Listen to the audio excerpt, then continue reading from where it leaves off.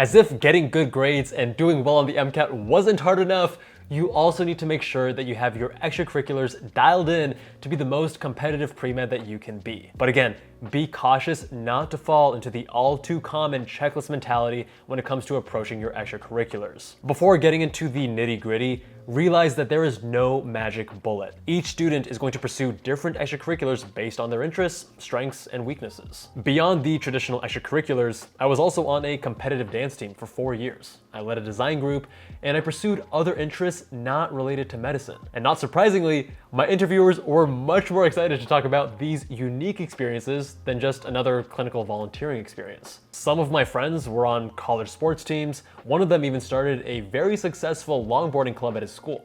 And these were all strengths in their applications. Before we get to the categories of extracurriculars, see if you can kill 2 birds with 1 stone whenever possible. For example, on UCLA's student stroke team, I was able to not only get plenty of patient interaction and clinical exposure, but also had opportunities to shadow doctors and be a part of clinical research. In terms of timing, you should begin planning and getting involved in 1 or 2 extracurriculars a few months into college. Don't burn yourself out though by hitting them too hard too soon. A common mistake amongst pre-meds is spreading themselves too thin. It's much better to focus your energy on only a few extracurriculars rather than joining several clubs or organizations as simply a member. These memberships are close to meaningless. There isn't a magic number of extracurriculars that you need to shoot for. Rather, there are a few key categories that you want to make sure you've covered. Having 3 shallow research experiences without any publications is not nearly as powerful as a single research experience where you were deeply involved and you earned multiple publications,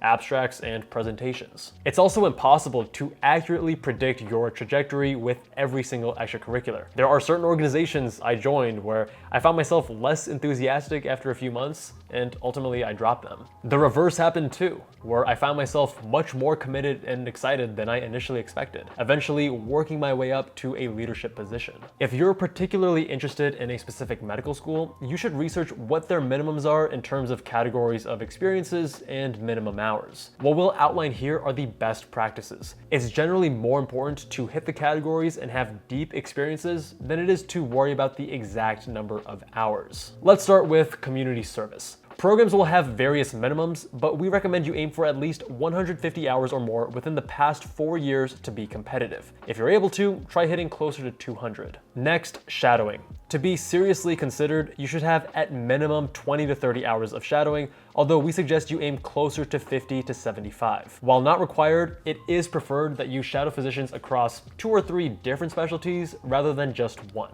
For example, check out neurology, then orthopedic surgery, and maybe emergency medicine too. This is important not only to demonstrate to AdComs that you are familiar with the breadth of clinical practice, but this will also be important in helping you understand what you naturally gravitate to. Understanding specialty inclinations sooner than later will make your life much easier as a medical student. Experiences classified as patient exposure require you to have direct interaction with patients and hands-on involvement in a healthcare-related environment. The minimum at many programs is around 30 to 40 hours, but you should shoot for 75 hours minimum. To be competitive, I suggest you aim closer to 150 hours or more. Note that some programs will explicitly state that shadowing does not count towards patient exposure hours. Leadership is one of my favorite extracurricular categories, as it is wide-ranging and teaches pre-meds important lessons about themselves and about the world. We recommend you have at least 3 or more different leadership experiences, each lasting 3 or more months over the past 4 years. Remember, these do not need to necessarily be related to medicine. It's important to note that leadership can be overlapping with any of the aforementioned categories. For example, you could take on a leadership role in your research lab.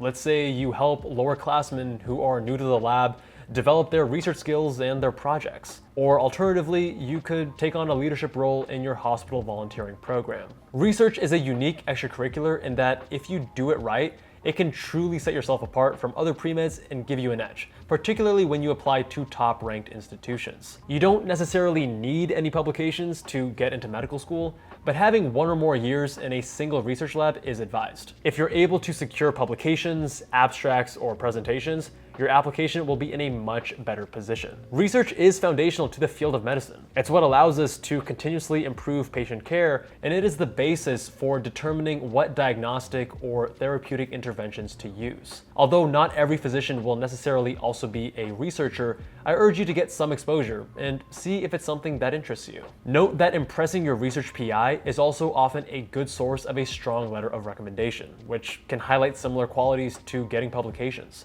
For example, commitment, initiative, and pursuit of knowledge. In terms of hours, aim for 200 hours or more of research to be competitive. Now, putting it all together, it's common to see this list of extracurriculars, feel overwhelmed, and ask yourself, where is the shortcut? How can I do the least amount of work with the biggest impact on strengthening my medical school application? Again, if you think that way and you follow this checklist-driven application approach, you will not only be less effective, but also less happy when doing these activities. The superstar students with major achievements, whether it's multiple publications or building charitable organizations, they did so through hard work. And these are also the students that go to top institutions with full scholarship. While I'm all about teaching you the most effective and efficient way to approach any sort of work, this doesn't mean it's gonna be easy. You still have to put in the time and effort if you actually want your medical school application to stand out. Again, this is not to say that you cannot live a balanced life. We all have 24 hours in a day. And the super achievers don't get there from just ignoring their social lives or personal health or by being geniuses. Rather, they do two things. First, they optimize the various aspects of their lives. Why spend 6 hours studying when you can spend 3 hours and still get an A? And second, they focus on fewer extracurriculars and go far deeper with each one. Don't think that you have to excel in each and every extracurricular category. Rather, make sure you meet the minimums in each, but then choose only one or two where you really want to dive deep. The specific area you choose to become a superstar in is entirely up to you, and it should depend on your genuine interests. Remember, medical schools want well-rounded students that add diversity to their class. They don't want the cookie-cutter pre-meds that all have the same experiences, the same goals, and the same ambitions. In my class, we had former Olympians, an individual who climbed the tallest summit on all 7 continents. Many classmates had incredible international teaching and volunteering experiences, and countless others had unique and interesting stories. And contrary to popular belief, your superstar area doesn't have to be related to medicine. Rather, non-medical experiences can demonstrate qualities you possess that will make you a fantastic doctor. You want the admissions committees to refer to you as the competitive dancer or the former Olympian. These stories and lessons can also make for rich and unique personal statements or the AMCAS work and activity sections, and even conversations on interview day. If you want patient exposure and outreach to be your area of focus, then consider not just joining an already existing organization, but maybe start your own that addresses a unique need. If you want to dive deep into research, don't just pipette and do the simple tasks of a research assistant, but ask your PI for more independence and autonomy. Ask if, in addition to your regular duties, you can take the lead on an independent project. The various paths to crafting a unique and compelling story with your extracurriculars are endless,